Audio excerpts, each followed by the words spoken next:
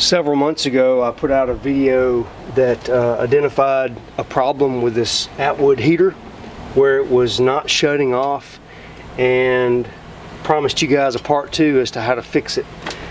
So I've got the parts in several months ago. I figured I'd wait till it's nice and warm outside, which, you know, in April it is. So let's go ahead and dive into this repair.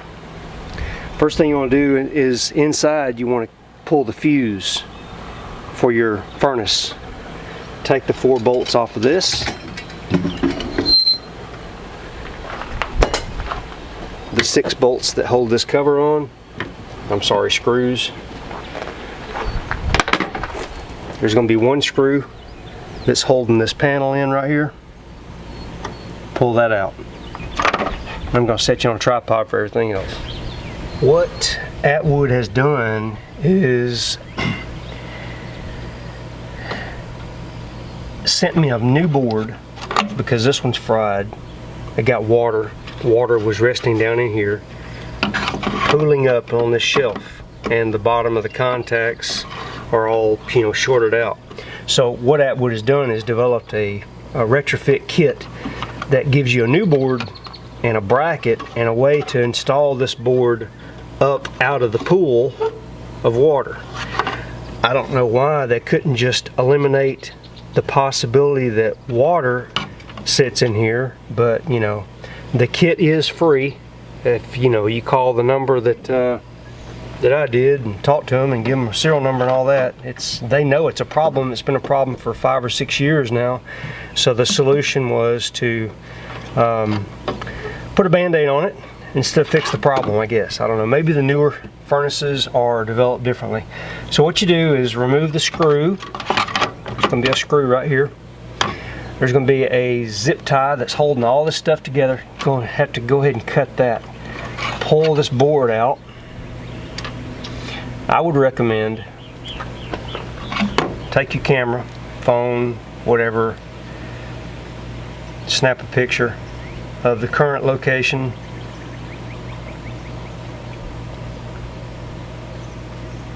of all those wires.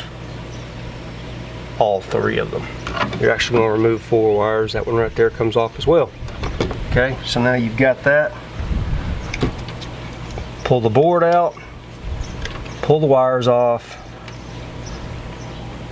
Just one off the coil there.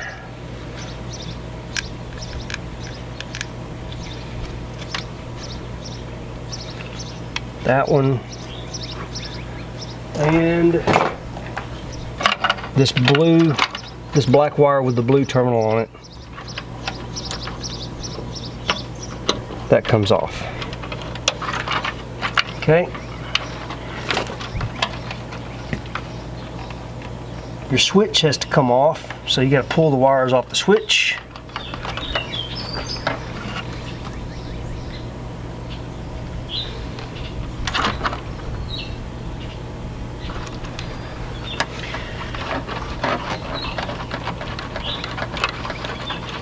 Just be careful with them. Okay. You're going to have to press in probably from both sides here and work that switch up like so. Take some needle nose pliers and break this bridge out. Just wiggle it and you'll stress fracture it. It's just glued in there. Odds are the glue's, you know, pretty stout. That's all you're breaking out. It's that little spot right there.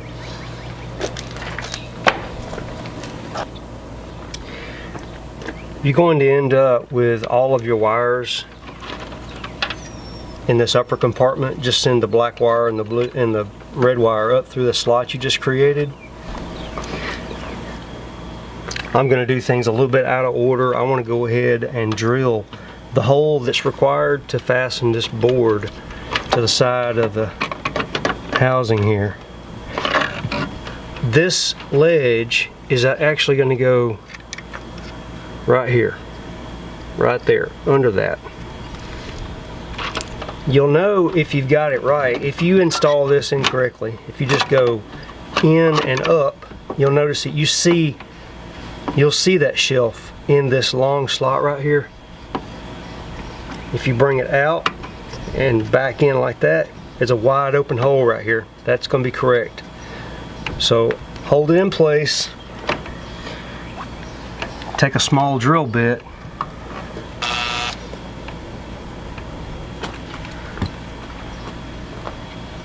Get your hole started.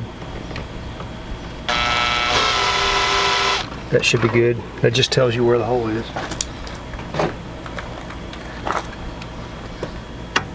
Then finish it up.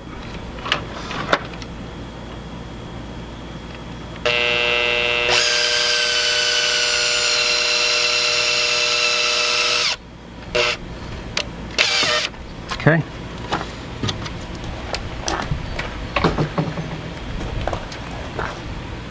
Now what we want to do is take every wire that connects to the circuit board and run it through the large opening right here. So use your camera, your picture you took.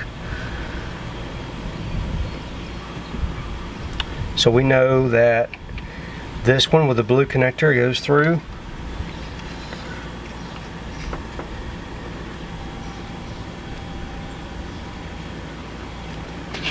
Connects right here.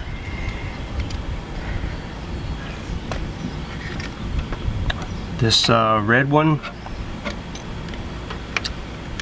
with the clear connector goes next to it.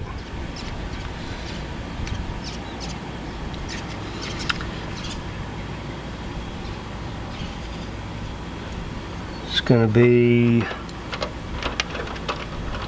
if I can dig it out here.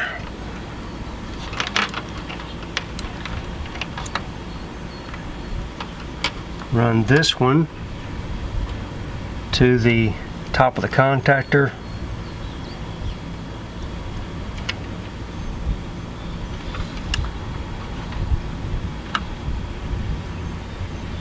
After you run it through the hole.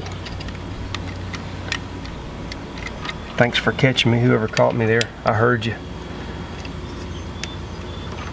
Okay.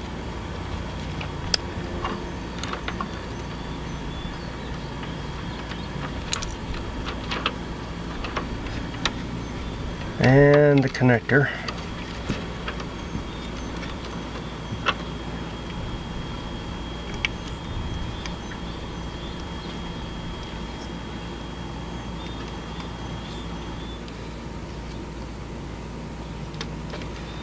Push that down and it fastens in. So that's what you've got.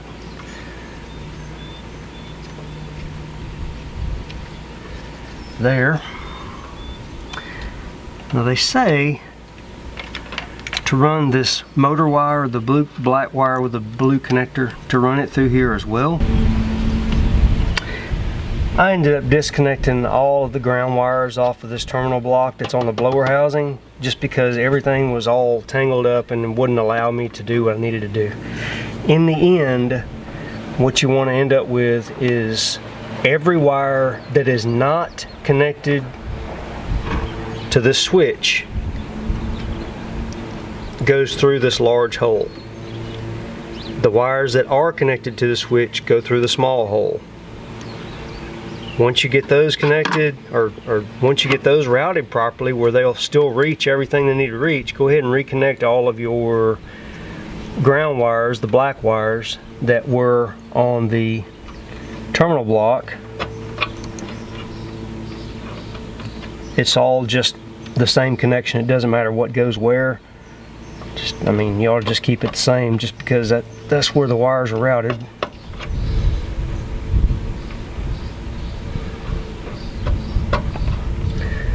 And your motor wire, they call it, goes right there. Okay. The wires that go to the switch, place those on.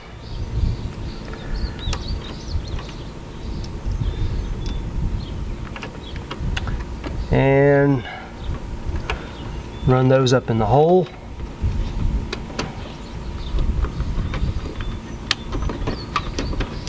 That should click right in, just like that.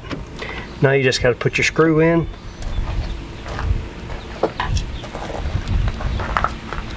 Screw comes with the kit.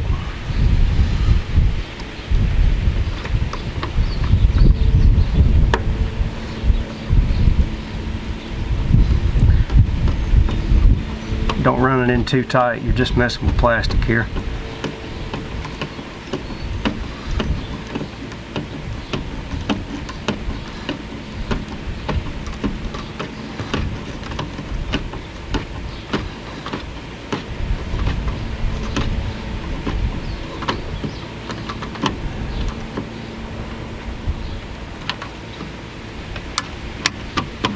That's it. If you feel like you need to put a zip tie on some of that, then go ahead. Maybe you need to do some more routing changes. I think it'll be just fine like it is. Of course, it's about 80 degrees outside. I'm not quite sure I want to test this, but I guess I need to. But that's it. That's going to keep the water. Let me get this out of the way for you. That's going to keep the water out of the area where the circuit board is, keep it high and dry, and hopefully keep you running. Alright, down in the description I'll have the name, phone number, contact information, all that stuff, so you too can get a retrofit kit for your Atwood heater. Until the next dilemma, I'm out of here.